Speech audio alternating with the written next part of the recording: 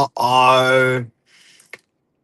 Budget looks like it's overcorrected a little bit. We're going to talk about what we're seeing in the market as real estate agents and the implications on the Labor government we think is going to happen. Stay tuned.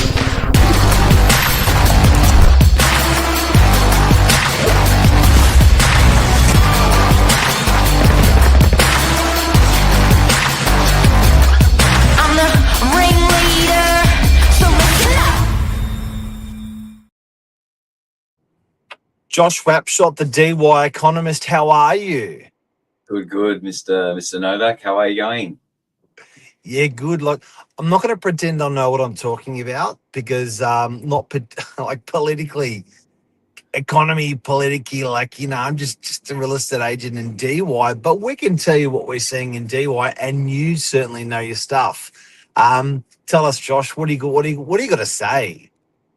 Yeah, well, interesting article came out yesterday in regards to credit ratings for New South Wales and Queensland government specifically. Now, guys, think of a credit rating similar to, take it as an individual that goes and applies for finance. Obviously, the less defaults, the better profile you've had, history, Better income. income. The better rates, the better the profile, the better the LVR, the less the risk, generally the better rate you get. And it's the same story for state governments. So based on debt levels, projected incomes, they'll be able to give a credit rating. Now here in Australia, they do this state by state, but it's also done country to country as well, the International Monetary Fund. So back here in Oz, with the changes in government policy, particularly the budget, obviously we've seen a slowdown in transactions across the real estate market, and what that has basically come to is a drop in stamp duty and land tax related collections from the New South Wales and Queensland government, and they're pretty big, Mark. Basically, they released some figures or projections for over the next 4 years. And New South Wales, as an example, is looking to collect about 8.4 billion less over the next 4 years. Well, that's what they're projecting due to the changes in the marketplace. Oh, So, oopsie daisies. yeah, obviously. So now we're starting to see not only mum and dad around the family table affected by these changes in the property market, but it's now starting to affect the government itself in regards to the funds that it's collecting. And obviously this affects things like infrastructure projects, schools, funding across state governments. And that change in income that's projected is talks that these credit ratings haven't changed, but essentially they're changing. They potentially could change from a AA plus to a AA. And generally what happens is AA plus or AAA plus is your top tier. As you move your way down to a single A, it moves to B's and C's. The lower your rating, the more expensive it is to borrow. So your cash is more expensive because you're seen as a riskier individual or entity to loan to based on now that they're receiving less income. So I thought it was really interesting to start that we're only with March, July, we're only not even 6 months into these changes, and already not only mum and dads are starting to feel the pain, but it's now getting to government levels, which is generally, it's big information. And look, I think it's just created the biggest pause button we've ever seen in terms of people. Do you remember straight after COVID, there was just this huge pause button pressed on everything. Anyone that could pause, did pause, should pause, did pause, could pause, whatever paused. And then it sort of started coming back slowly. Then boom, it was really busy. This is going to be really interesting to see how it does come back and when it does come back. But people have definitely pushed the pause button. Now, I've personally always been a person, Josh, when everyone zigs, I like to zag. So I've actually seen some huge opportunities coming into the market. And what people don't realize is with property today, um, I think the biggest beneficiary of in the entire property market has been residential rents. So I think if you're to say let's invest and let's for the sake of investing in our future, which is making money, I think if there was one category that it would be the clear winner, would it be residential sales? No. Commercial sales? No. Commercial rents? No. I would say residential rents would be the biggest beneficiary of this shitstorm that we've seen in the last 3 months. So I think if you want to go where the money goes, off the back of what we're talking about today, back residential rents. Definitely. And I think it's this then becomes a fiscal problem for governments, and it's just a matter of they're often quite easy if the people like us are suffering with the cost of living, etc. But when it starts to hurt the government, I feel like there's a little bit more incentive or motivation to maybe change things up. So it'll be interesting to see how far they let this go, and whether or not they come in to do something, or things like loosening monetary policy. Like, do they look to cut rates to spur the market on, to push up transaction volumes and prices again?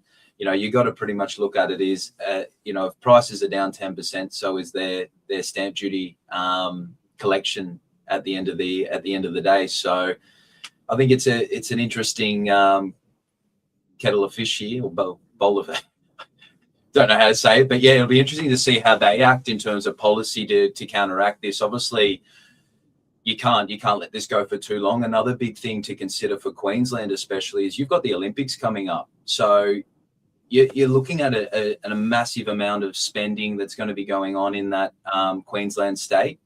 Infrastructure, yeah.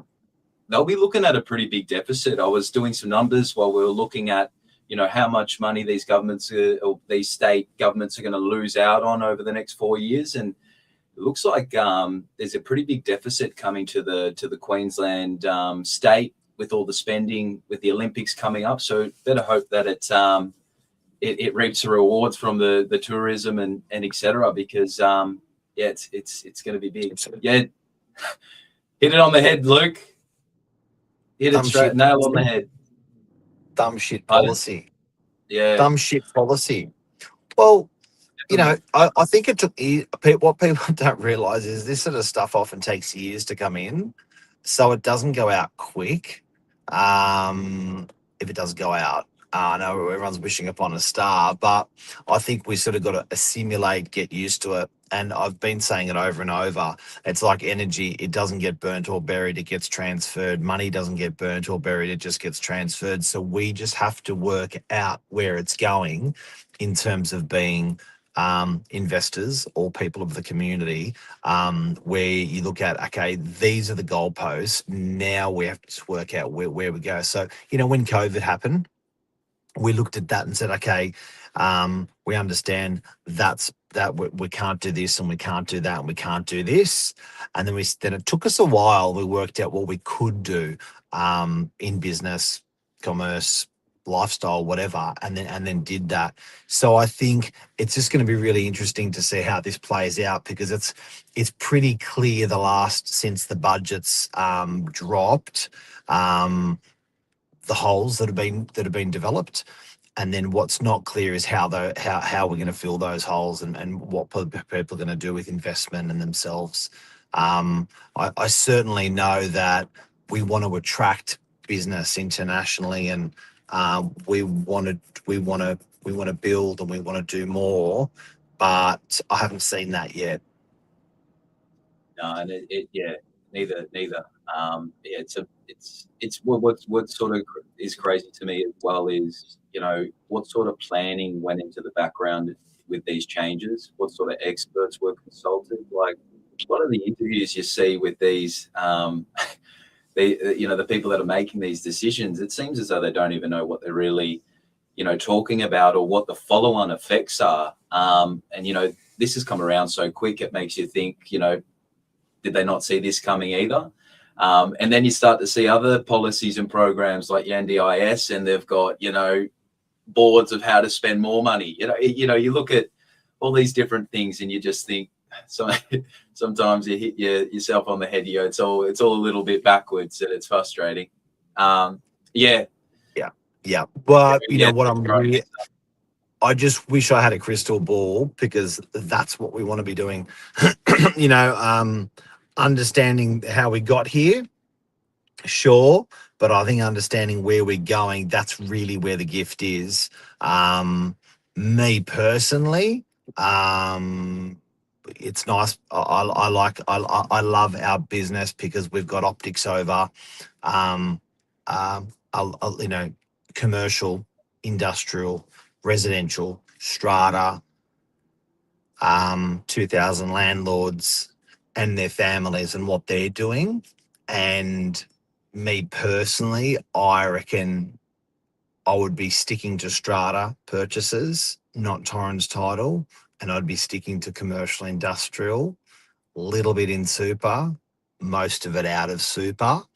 As the way forward now, probably for the next year or two, I wouldn't be buying a big lumpy industrial property with heaps of land tax, or I probably wouldn't be buying a second-hand house. I just think with that, they're clearly, those types of assets have clearly ruled out on the back of taxes. So pretty interesting. It is. It's a very interesting landscape, and you have to be even smarter. Well, let's hope so, Luke. 6 to 12 months of more pain, then it'll likely change. Yeah, I know, but what change? You and I were talking about it before. It's like, who do we vote for now? Like, it's I'll say it. I'm an avid Liberal supporter, but it's not. It doesn't give me hope that change either. So it's like, oh well, we'll see.